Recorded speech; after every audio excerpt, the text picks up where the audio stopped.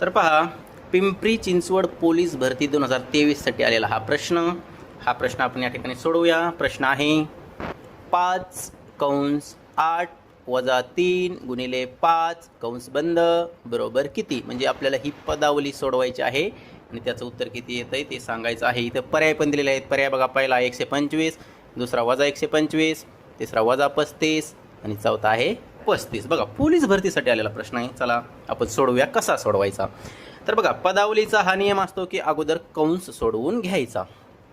बघा, आपण हा कंस अगोदर सोडवणार आहोत.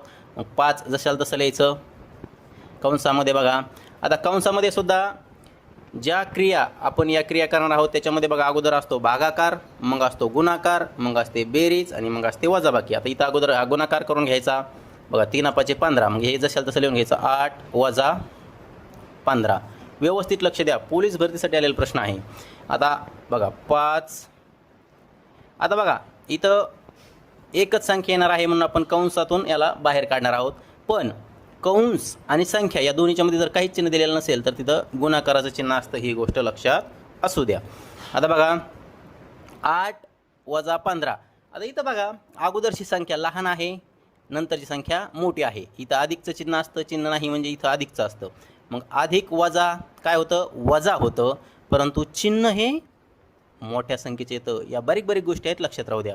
मग 15मधून 8 वजा करायचे 7, परंतु -7 ही गोष्ट लक्षात असू द्या. आता बघा, मग याचा गुणाकार 5 × 7 = 35, परंतु चिन्ह कशाचे येईल, वजाबाकीचं. म्हणजे 5 × 7 = 35 -35 हे याचं उत्तर आलेलं आहे.